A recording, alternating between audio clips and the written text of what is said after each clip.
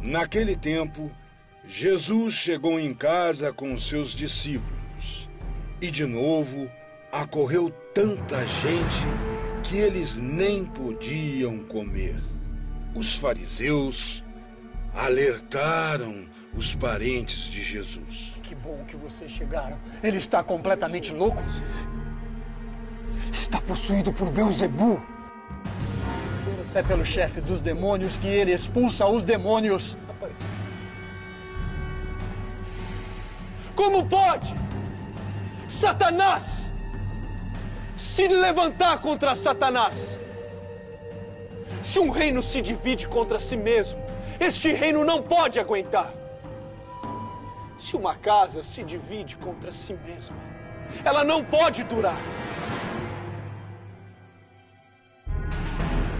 Se Satanás se levanta e se divide contra si mesmo, não pode subsistir. Está perdido.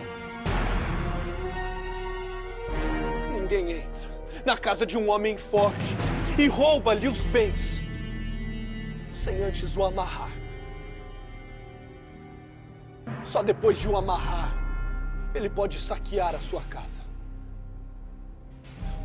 Portanto, eu digo a vocês: todo pecado cometido e toda blasfêmia proferida será perdoada.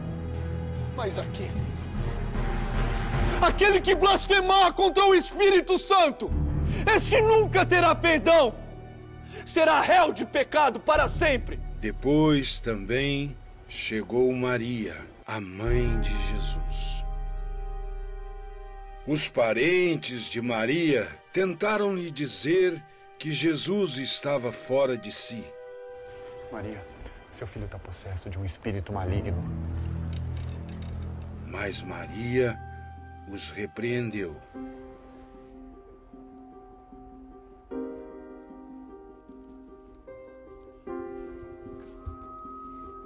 Maria, eu vou avisar o seu filho que você está aqui.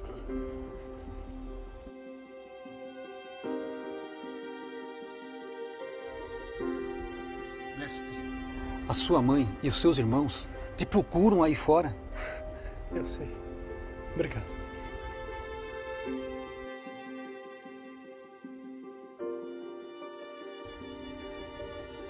Quem é minha mãe? E os meus irmãos? Esses são minha mãe e os meus irmãos. Todo aquele que faz a vontade de Deus, esses são meus irmãos, minhas irmãs. E a minha mãe.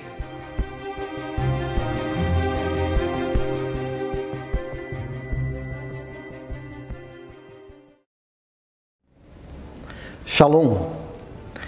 O Evangelho deste domingo fala-nos da identidade de Jesus.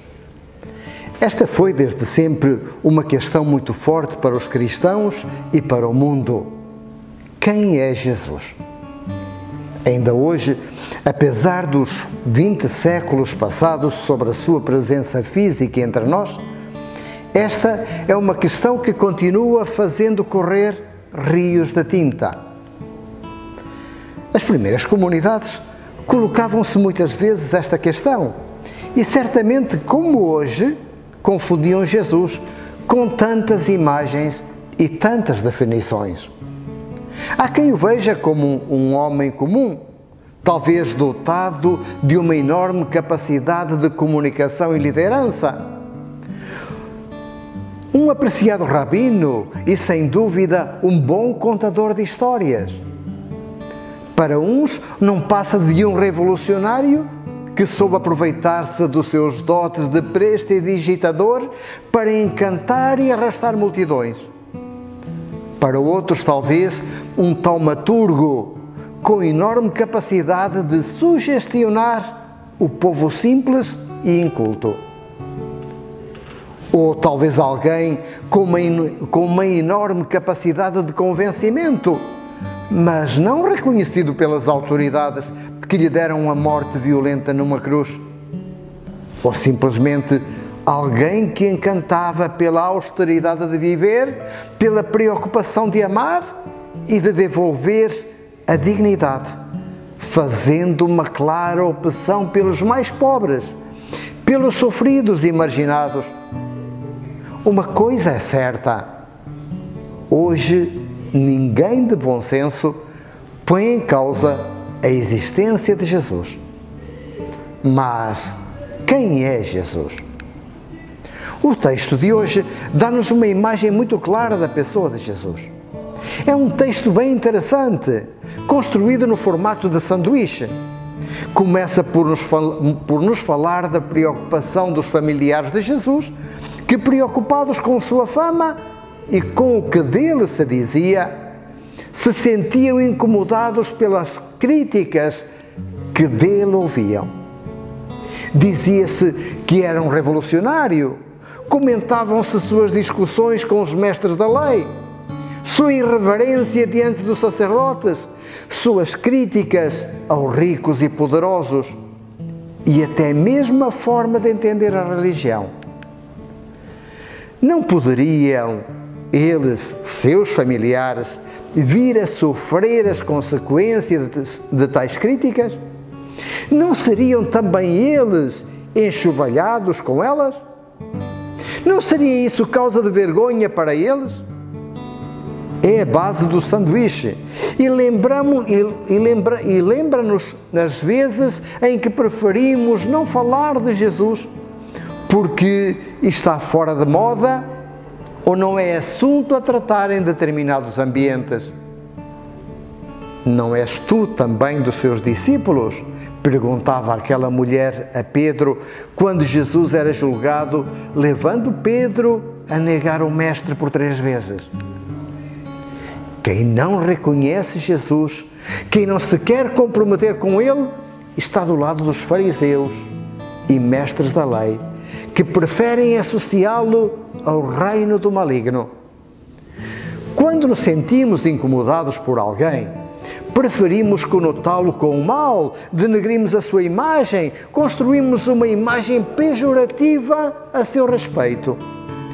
É o recheio do sanduíche e é uma advertência clara para aqueles que preferem não se comprometer com ele, com o seu projeto. Para aqueles que preferem permanecer aferrados aos seus desejos, aos seus sonhos mesquinhos, do que abraçar o projeto de Deus. Abraçar a vontade de Deus implica pôr de parte velhos costumes, desinstalar-se, não pactuar com a mentira e corrupção, com a opressão, que são as obras do maligno.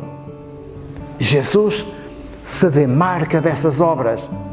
Ele veio para lhes dar fim, não para pactuar com elas. Por isso, não pode haver identidade entre ele e Belzebu. É a luta do bem contra o mal. Não é uma luta aparente, mas efetiva, real.